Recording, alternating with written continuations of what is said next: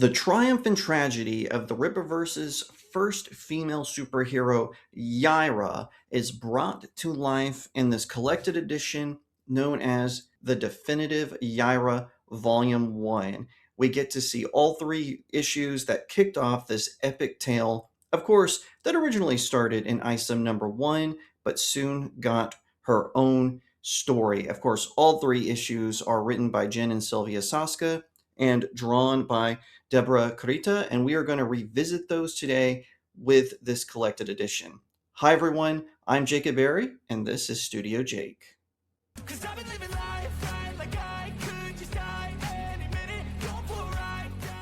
Thank you so much for tuning in today. I really appreciate it. Be sure to like, share, subscribe, and leave me a comment to tell me what you think about the Definitive Yaira.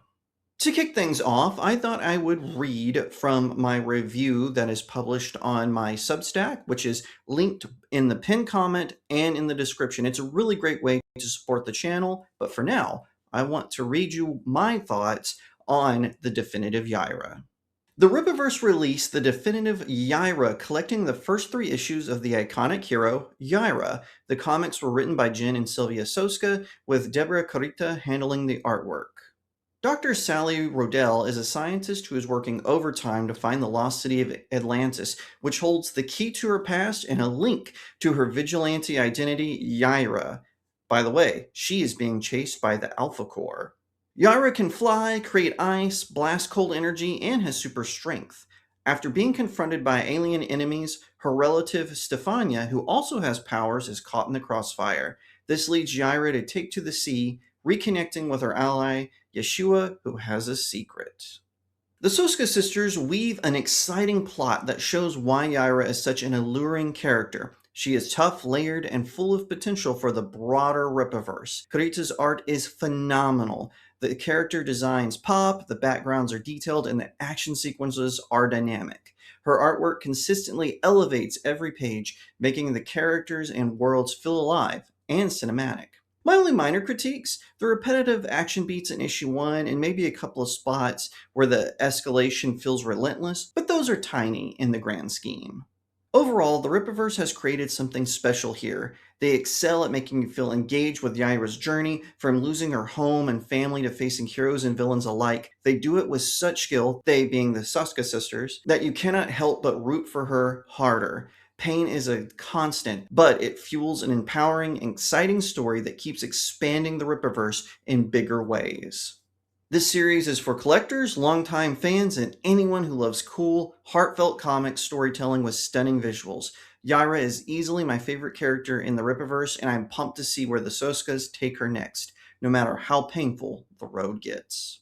Now, one thing I didn't cover in my review on my Substack that I wanted to do exclusively in this video is I wanted to talk about the paperback cover by Mark Evans. Mark Evans is a frequent collaborator with the Rippaverse. He does a ton of amazing artwork. Will Conrad did a really great cover for the hardback edition. No shade at him, but I just prefer Mark's look. This is a fantastic cover, and especially with Yaira being my favorite character, I really look for incredible ways that she is drawn by the various artists. But this is just an amazing illustration of her as she walks. You see the artwork where she is creating the ice. You see the frosty background, which perfectly encapsulates her journey as a superhero, as a vigilante. And I just love how Mark Evans does this. This is so amazing. I think that he did a phenomenal job on this, and it is a great way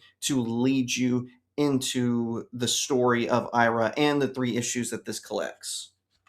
And of course, Deborah Kurita's artwork inside is amazing. Here is a full panel. This is Sally Rodell before she gets the official Yaira costume. But look how detailed this is. It's an image of Yaira creating an ice storm. You can see lightning come from it and frosty winds. It is just so amazing. It really does capture just what this story is all about. A woman who is away from her home, who is running from her past, but still tries to do good just in the toughest way possible. I love how she is connected to Alpha Core, which is the main superhero team of the Rippaverse. In fact, they have had sporadic appearances in different stories. The Horsemen, Isom, they've had one solo adventure, and they're going to have a second one, but they appear very prominently in Yaira, sort of as friendly nemesis. They want to arrest her because they think she's out of control, and she always finds a way to get away from them. It is a really fun adventure story, and I just love how they connect everything in the Rippaverse while also making sure that the characters are their own, that they stand alone, and I am so excited to see what happens after the Definitive Yaira. And just to expand a little bit more on that, like I said, Isom piqued my interest. Alpha Core got me hooked, but Yaira made me ride or die. As you can see behind me, I've got a poster of Yaira on my wall there. She is my favorite character in the Rippaverse. I think she is really cool, and I love that Eric July, after he created her and had her appear in Isom, that he let the Saska sisters take over her story. Not that Eric July is a bad writer, but he did choose two dynamite storytellers to write her tale. And of course, they also do Bloodruth, and they have decided to write their own stories. One is covering Michael Copper, one is covering Lillian Ronashi. You know, the two villains of the Rippaverse who are always up to no good and wanting to make deals. But I am excited to see where they are going to take Yaira next. Now, the next Yaira story, Frost and Ruin, I believe is what it is called, it is actually co-written by Caro Brown and Eric July, but it will continue the story of Yaira. The Saska sisters are just working on other projects, and Eric July has said he wanted to mix it up where different writers take on other superheroes, and I think that's a good decision. I would love to see, for instance, Chuck Dixon, who writes for Alpha Core and the Horsemen. I would love to see him and his artist who works with him a lot, Joe Bennett, take on Yaira. I think that would be really cool. I look forward to seeing where this story goes. I've said that a couple times. Sorry if I'm repeating myself. I'm just so excited about Yaira and where her story is going to go.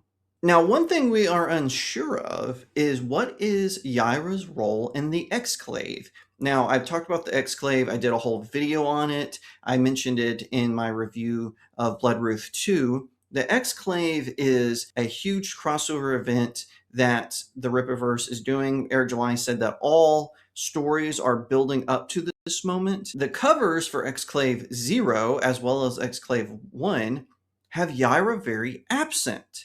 So I'm very curious if she is going to appear in the Exclave, or if she does, if she's going to be a main character. Obviously, even though she's my main character, I understand she can't have a prominent role in every single story arc outside of her own. But I noticed that it focuses on Gooding, which I'm very excited to see Gooding back, and Bloodruth, as well as Isom, the flagship character of the Rippaverse. But Yaira seems to be a little absent from this. I wonder what that means, if that's some sort of coded message. Hopefully it doesn't end in a tragedy. I would really hate that, especially with it being about Yaira. Hey everyone, Editing Jake here. I just wanted to let you know that shortly after I filmed this video, that the Rippaverse did announce that Yaira will have her own title in the Exclave event. Check out this amazing image from Kanan White and Marcos Martins. It looks fantastic. So that clears up that theory. I just wanted to let everyone know that I did in fact know about this just after I recorded the initial review of the Definitive Yaira.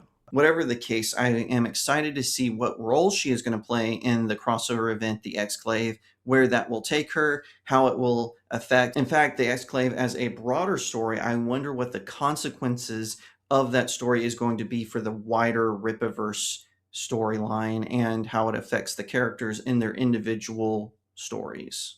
But getting back to the Definitive Yaira Volume 1, I highly recommend this whether you're a fan of the Rippaverse or just fan of superheroines in general. Definitely pick this up. It collects the first 3 issues. Now, to be honest, the storyline isn't completed, unlike with Isom, which concluded his first arc ill-advised with the 3rd issue. Yaira's arc is continuing, and it's setting up something big for her, which I know we'll get to see in Frost in Ruin, as well as the upcoming Yaira 4, which I hope will be announced very soon as well. However that pans out, I just want you to know that the Definitive Yaira is a solid collection. It is epic. It showcases Yaira's story in a big way. The Saska sisters are incredible writers, and they really bring her out, especially with Deborah Corrida's fantastic, phenomenal, and dynamic artwork. I am so happy that I got this. I'm so pleased that I got this one with the Mark Evans cover, and I can't wait to see where Yaira's journey continues.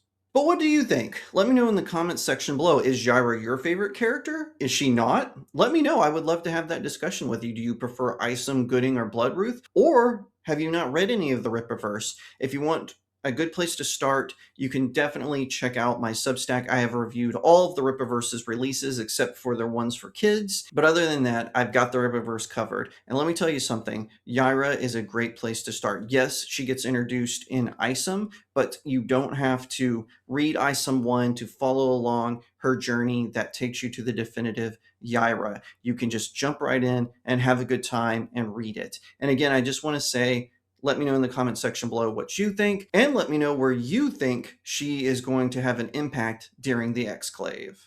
I really appreciate you tuning in today. Be sure to give this video a like, share it out to all your friends, and again, leave me a comment, tell me what you think. Check out the pinned comments and the community section, but of course, please don't forget to subscribe, and if you're watching on YouTube, ring that little bell to get notifications when I post a new vidcast. If you want to support me in the work that I do, check out my website, studiojakemedia.substack.com. You can head over there. The link is in the description of the video. You can sign up for different tiers that unlock different perks, including getting to pick the topic for either the Substack, if you subscribe at that tier, or a higher tier where you get to pick the topic for this vidcast. Now, limitations apply, but those are pretty cool awards if I do say so myself. Another way to support me is to head on over to the Buy My Books section of my Substack. You can pick up one or all four of my books. I've got links to them all over the place, but they're all available on Amazon.com. Pick them all up, leave me a 5-star review. It really helps out small indie creators like myself. Once again, thank you so much for watching, and I'll see you next time right here on Studio Jake.